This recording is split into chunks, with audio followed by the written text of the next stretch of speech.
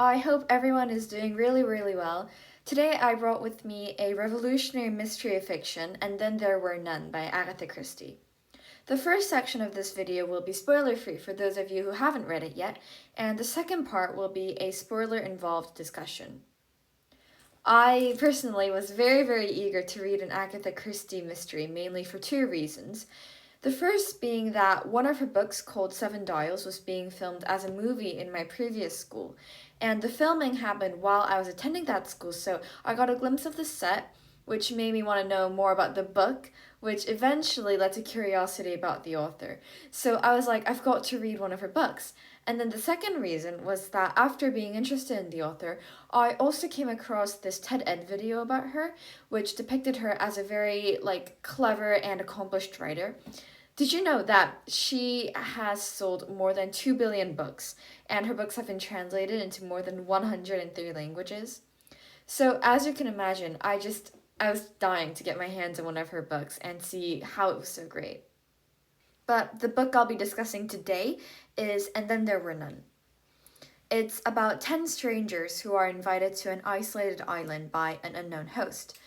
During their stay, Okay, that was creepy. During their stay, unexpected deaths occur, and as their host is absent and the survivors amongst, or those who are left of the 10 people, are the only ones on the island, the characters are sure that the killer must be amongst themselves.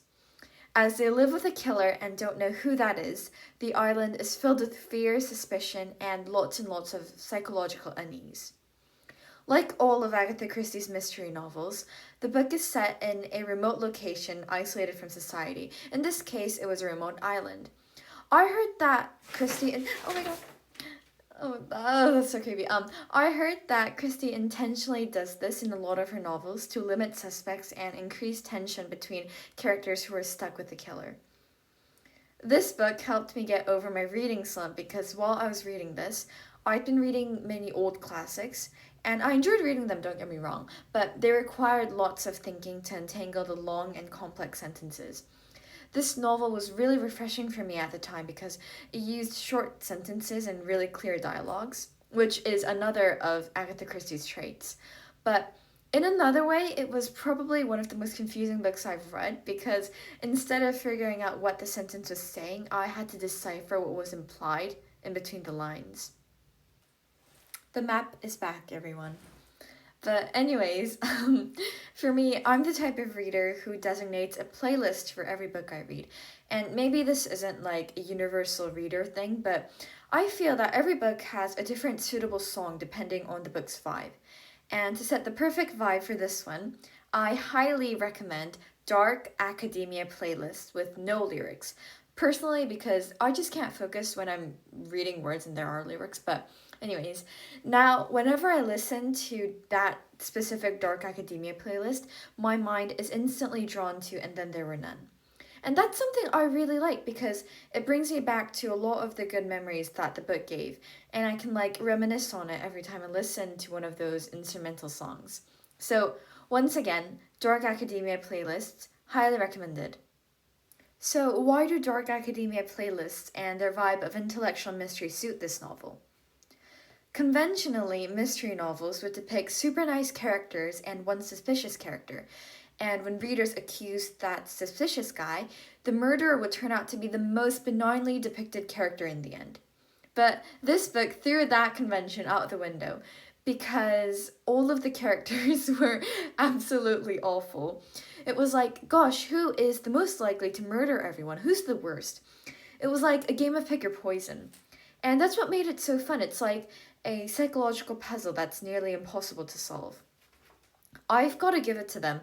They were all so liable to murder that while reading, I was certain that every person had committed at least one murder. Also, I found it to be the most brutal and slow way to die. It was like a real-life mafia game where one more person is found dead each morning. Anxious is not an extreme enough term to describe how the characters, or survivors, must have felt. The survivors had to be with each other all day and all night with nowhere else to go and no idea of if or when they could escape. Remember, they're on an island, And they knew that a murderer was on the loose and they might be its next target. They couldn't trust anyone. And near the end, the characters even refrained from drinking water unless it was like a new bottle with an unopened cork, because they didn't know if anyone had put anything inside that bottle. That's the level of suspicion they had.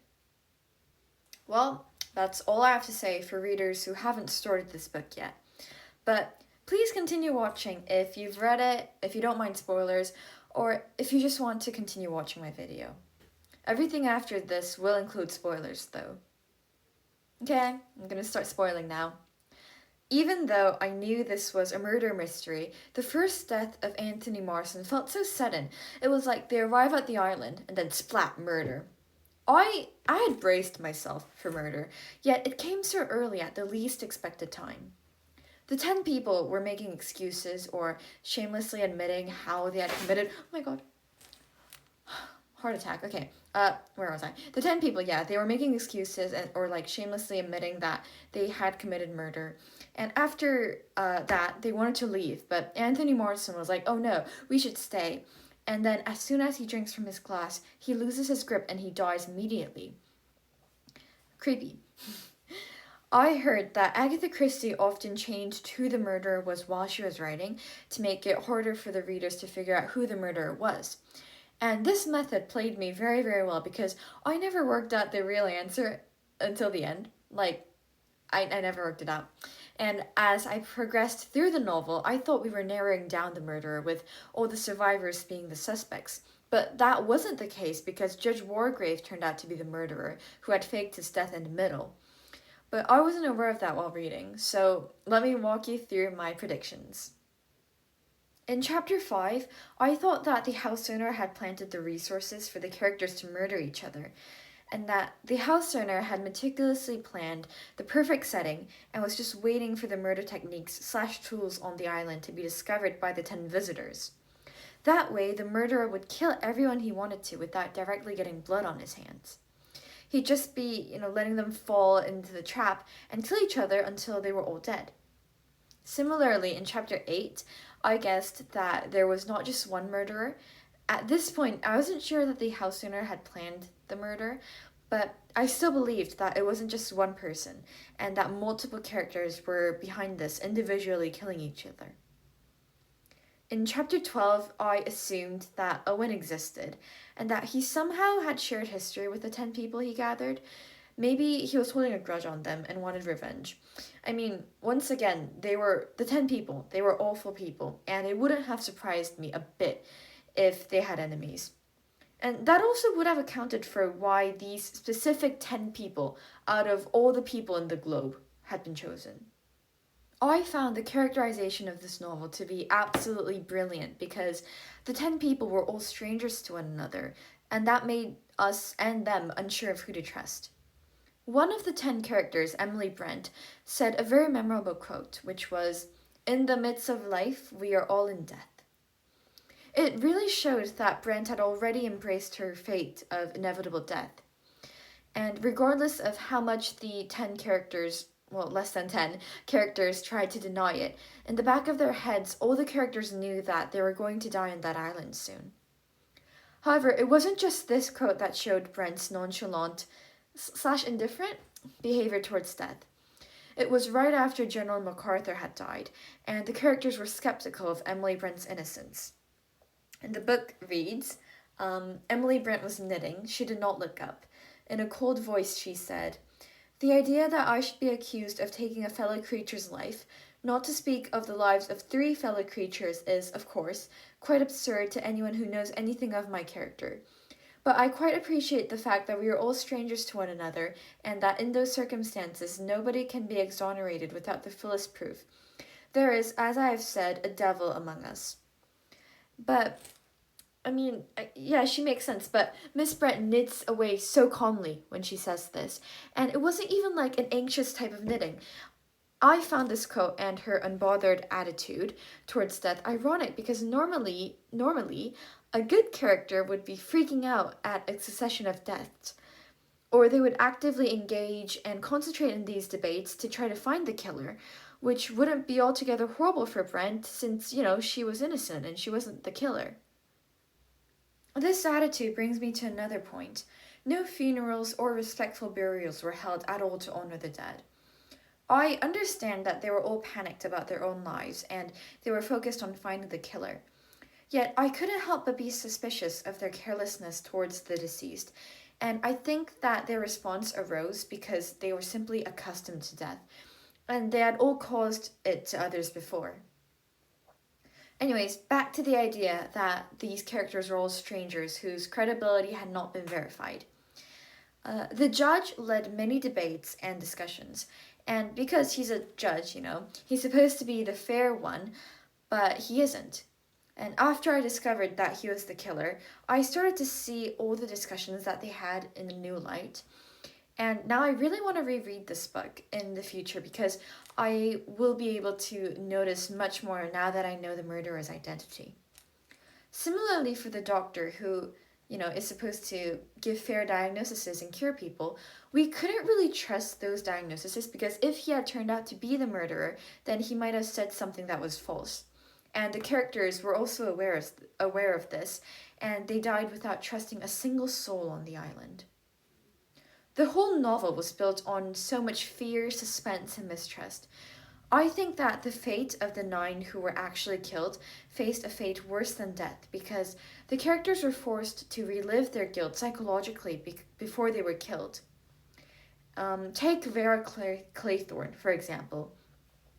The experience of Vera Claythorne feeling Hugo's presence and imagining seaweed tightening around her neck shows that the punishment that Wargrave planned for her was beyond execution.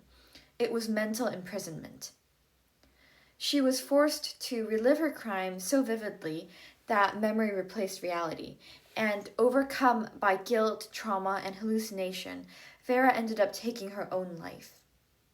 Now, we certainly can't leave out the ethics of the murders in this book. I can see how this could be a controversial ending, as it brings the question of whether Wargrave's murders were justified, and whether he had the right to punish others outside of the law. The bottom line was that he wanted to punish the murders that the law couldn't. Technically, murder is illegal, so the 9 people had to face consequences of murdering someone. The law couldn't, so Wargrave did it instead. Yet, punishing someone through execution is a very controversial act that some countries permit while others don't. And it raises the question of whether other people have the right to kill other people for killing people, which sounds like a tongue twister. Anyways, this is a very depressing note to end this video on, but nonetheless something that we can all reflect on after reading this book. I hope you all enjoyed this video, and it's the start of a new year, so I wish the best for everyone this year. Gosh, I still can't believe it's 2026. So I hope you all accomplish your annual reading goals, and I hope you have a great next read.